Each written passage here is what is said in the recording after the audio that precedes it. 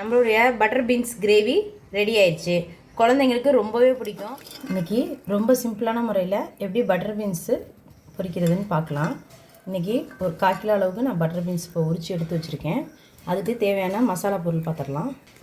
வெங்காயம், ஒரு பெரிய சைஸ் வெங்காயம் பொடியாக நறுக்கி வச்சுருக்கேன். ஒரு சில்லு தேங்காய் சில்லு, உப்பு, மிளகாய்த்தூள், மஞ்சள் தூள், சோம்பு, இதை நம்ம ஒரு மிக்ஸி ஜாரில் போட்டு அரைச்சி எடுத்துக்குவோம். தக்காளி, இஞ்சி பூண்டு விழுது, அவ்வளோதான்.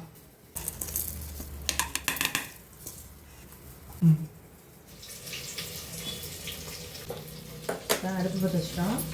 குக்கரை வச்சுக்குவோம். ஒரு 2 டேபிள் ஸ்பூன் அளவுக்கு எண்ணெய் ஊற்றிக்குவோம்.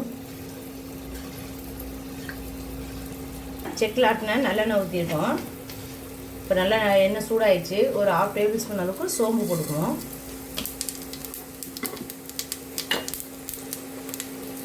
சோம்பு நல்லா பொரிஞ்சிருச்சு. அது கூட எடுத்து வச்சுக்கலாம் பட்டர் பீன்ஸ்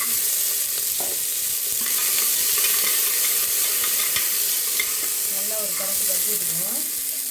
அது கூட கட் பண்ணி வச்சுருக்கா தக்காளியும் சேர்த்துக்குவோம். ஒரு கட்டு கருவேப்பிலை நல்லா கலந்துச்சு. ஒரு 1/2 டேபிள் ஸ்பூன் அளவுக்கு இஞ்சி பூண்டு விழுந்து சேர்த்துக்கோங்க. சேர்த்து நல்லா ஒரு கரைச்சி கரைச்சி வச்சு இப்போ நம்ம அரைச்சி வச்சுருக்க மசாலாவையும் அது கூட சேர்த்துக்கணும்.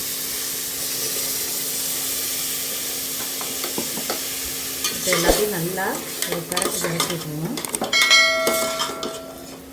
அரைச்சி எடுத்த மிக்ஸி ஜாரில் தண்ணி சேர்த்து கலந்து விட்டுக்குவோம்.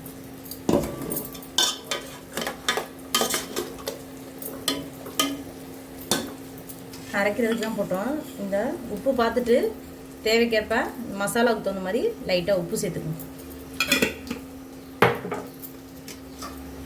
இப்போ குக்கரை மூடி வச்சுருவோம். ஒரு 2லேருந்து 3 விசில் விடுற வரைக்கும் நல்லா வேகட்டும்.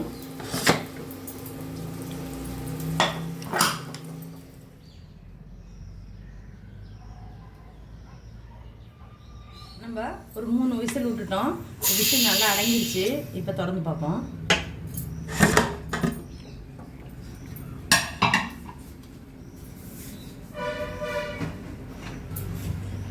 பாருங்கள், நல்லா மாவு போல் வெந்துருச்சு.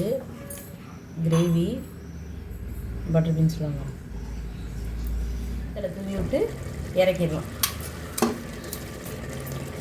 நம்மளுடைய பட்டர் பீன்ஸ் கிரேவி ரெடி ஆயிடுச்சு. குழந்தைங்களுக்கு ரொம்பவே பிடிக்கும். நீங்களும் இதே மாதிரி ட்ரை பண்ணி பாருங்கள். நம்ம வீடியோ பிடிச்சிருந்துச்சுன்னா லைக் பண்ணுங்கள், ஷேர் பண்ணுங்கள், மறக்காமல் சப்ஸ்கிரைப் பண்ணிடுங்க.